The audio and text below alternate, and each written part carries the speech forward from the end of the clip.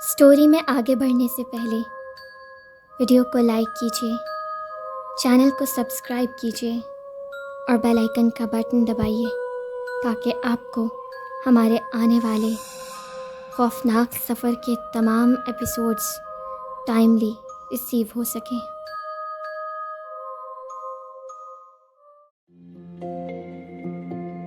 बिस्मिल्लाहिर्रहमानिर्रहीम। अस्सलाम वालेकुम। Welcome to Tabeer productions. आज की हमारी कहानी हमारी एक लिसनर हिबा आरिफ की तहरीर है।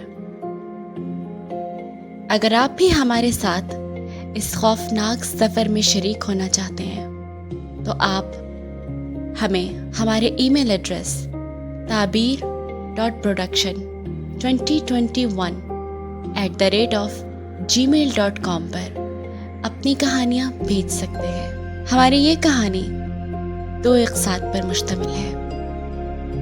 मुलाहिज़ा कीजिए पुरानी हवेली, किस्त नंबर 1।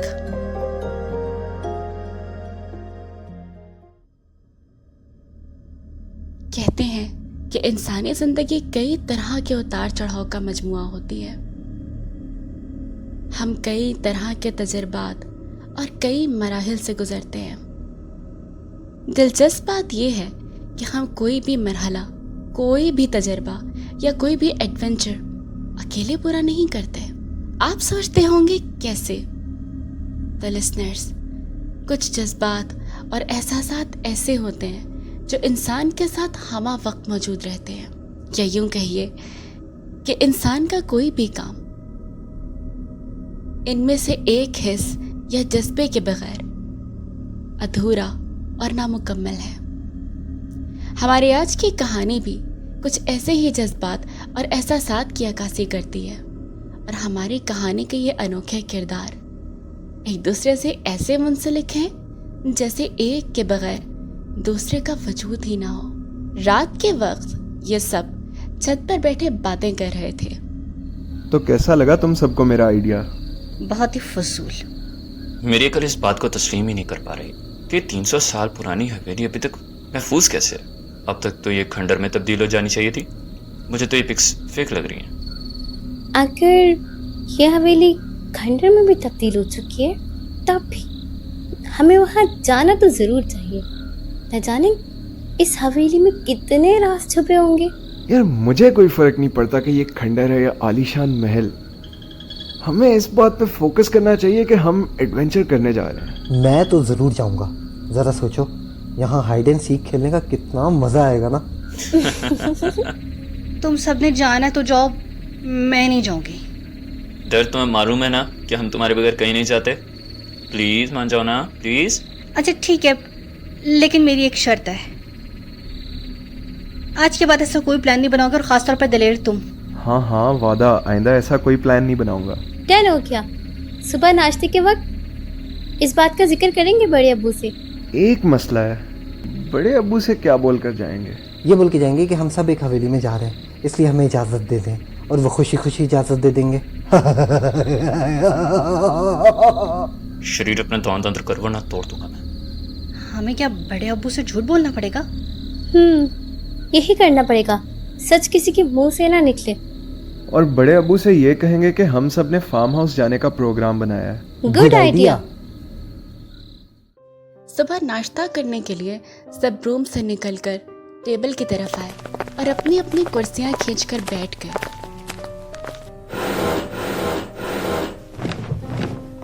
सबने हम आवाज होकर बड़े अब्बू को सलाम किया। अस्सलाम वालेकुम। वालेकुम अस्सलाम बच्चों। वो बड़े अब्बू, आपसे एक परमिशन चाहिए थी। जी बेटा, बोलिए। हम सब ने हमेशा की तरह एक प्लान बनाया है। एक्चुअली हम सब बोर हो रहे थे तो ये सोच रहे थे कि कहीं घूमने चले जाएं। तो क्या प्लान बनाया है? इस दफ़ा कहाँ जाने का इरादा है? और क्या आपके फ्रेंड्स भी इस ट्रिप में शामिल हैं? नहीं बड़े अब्बू, फ्रेंड्स के साथ नहीं जा रहे, और हमेशा की तरह फार्म हाउस जाएंगे। अच्छा, तो क्या नाम है उस फार्म हाउस का? बड़े अब्बू के इस सवाल पर सबकी हवाइयाँ उड़ गई। सभी ने परेशान होकर दिल में कहा, मारे गए, ये तो सोचा ही नहीं था। अरमान के मामू का जो फार्म हाउस है उसका नाम क्या था? क्या नाम था? यस, याद आ गया। बड़े अब्बू, उसका नाम ताज फार्म हाउस है। समझदार के इस जवाब से सबको इत्मीनान हुआ। सभी ने शुक्र अदा करते हुए कहा, शुक्र, आज तो फंस जाते। समझदार ने बचा लिया। बड़े अब्बू वैसे इतनी देर में डाकू पूरा बैंक खाली करके फरार भी हो जाते हैं और आप हमसे इतने सवालात कर रहे हैं। बड़े अबू, फिर हम फार्म हाउस जाने की तैयारी कर लें? हाँ हाँ, कर लो। चुप करो और मेरी बात गौर से सुनो। समझदार और दलेर, आप दोनों ने एक दूसरे का ख्याल रखना है। समझदार अपनी छोटी बहन डर और दलेर अपने छोटे कजिन्स जुस्तजू और शरीर का ख्याल रखेगा, समझे? ओके ओके बड़े बड़े अब्बू। वैसे आज तो पक्का फंस जाते, समझदार ने बचा लिया। हाँ, वाकई में इसका दिमाग काम कर गया, वरना मारे गए थे। डर, क्या हुआ? क्या मसला है? इतनी चुप क्यों हो? डर माना कि तुम इस ट्रिप पर जाने के लिए दिल से राजी नहीं हो, मगर हम इससे पहले भी तो बहुत से ट्रिप्स पर गए ही हैं ना, तो इस बार इतनी परेशान क्यों हो? डर, हम सब तुम्हारे साथ हैं, हमेशा की तरह सब साथ जाएंगे और सब साथ ही वापस आएंगे। तुम परेशान ना हो। अचानक अजीब वहशत सी हो रही है, अजीब वसवसे आ रहे हैं दिल में। ये सब तुम्हारा वहम है, वहाँ जाकर सब ठीक हो जाएगा। वैसे आपस की बात है डर, हम तुम्हें छोड़ जाते, लेकिन वो क्या है ना, तुम्हारी चीखें हम सबसे बुलंद हैं, इसलिए अगर कोई भूत टकराया तो उसके कान तुम्हारी चीखों से ही सुन हो जाएंगे और हम सब उससे महफूज हो जाएंगे। शरीर के बच्चे। सबने अपने बैग्स रेडी कर लिए तो चलने की तैयारी करें। जुस्तजू, तुम अपना बैग चेक कर लो, क्योंकि तुम हमेशा कुछ ना कुछ भूल जाती हो। दिलेर, डर, शरीर, तुम तीनों जाओ, मैं और जुस्तजू आते हैं। मैं इसका बैग चेक करता हूँ। अच्छा बड़े अबू, अब हम जा रहे हैं। बड़े अब्बू, दुआ कीजिएगा कि हम खैरियत से जाएं और खैरियत से वापस आएं।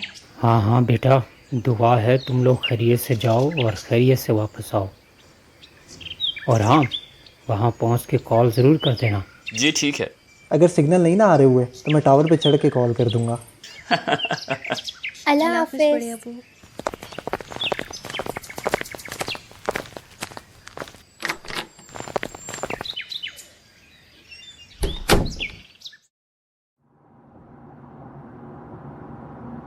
रोको।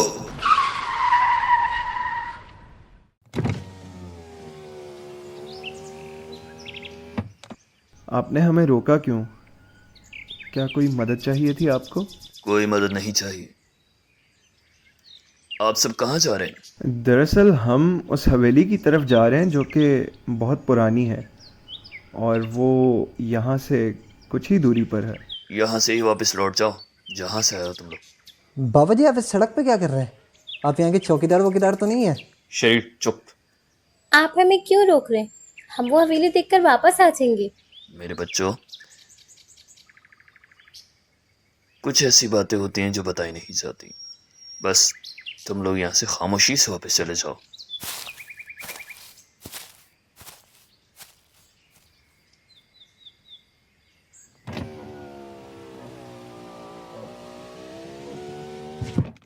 मेरा ख्याल है कि हमें इस बुजुर्ग की बात मान लेनी चाहिए। हमें इस हवेली में नहीं जाना चाहिए। डर, रिलैक्स।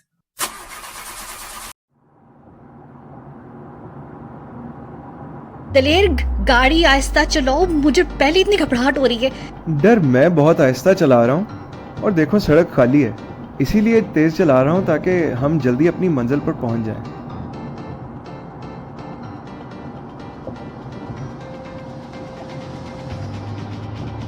हम आबादी से काफी दूर निकल आए। दिलेर, कितना रास्ता रह गया? तकरीबन 20 मिनट का रास्ता बाकी है।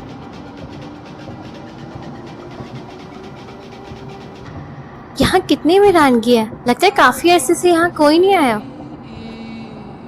दिलेर, मुझे ये बताओ कि तुमने पेट्रोल तो फुल करवा लिया था ना? मुझे अभी याद आया।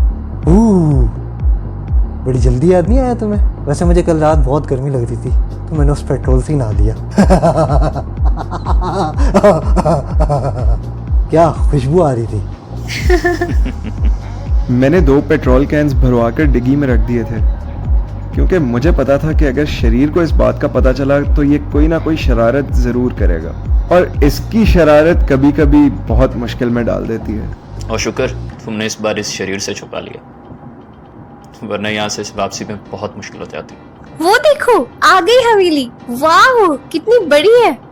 आराम से, खिड़की से बाहर जाना है क्या? जो तुम पागल क्यों हो जाती हो? एक तो ये हवेली आगे से देखने में इतनी खौफनाक लग रही है। शुक्र फाइनली पहुंच गए। यार मेरा ख्याल है गाड़ी को हवेली के अंदर पार्क कर देते हैं। नहीं यार दलेर, गाड़ी को हवेली से थोड़ा दूर पार्क करो। ठीक है।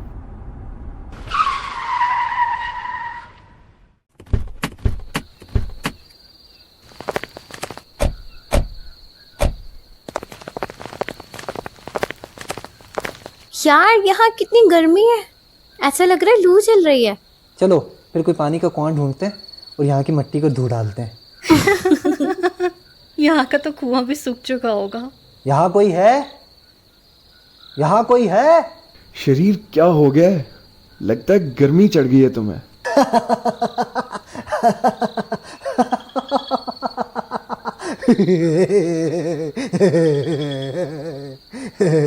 शरीर बेटा तेरा कुछ नहीं हो सकता, यूं ही हंसता रहे और हम सबको हंसाता रहे।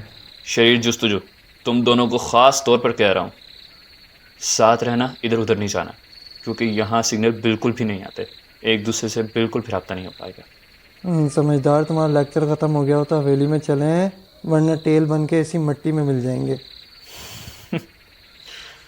शरीर ना होता तो हम सब परेशान ही रहते। इसकी बातों से हंसी आ जाती है और कुछ देर के लिए सारी परेशानियां भूल जाती हैं। चलो चलो हवेली में, भूख लगी है जोरों की, यहाँ बहुत गर्मी है, भूख लगी है जोरों की, अंदर खाएंगे खाना, चलो चलो हवेली में, चलो भाई चलो यार।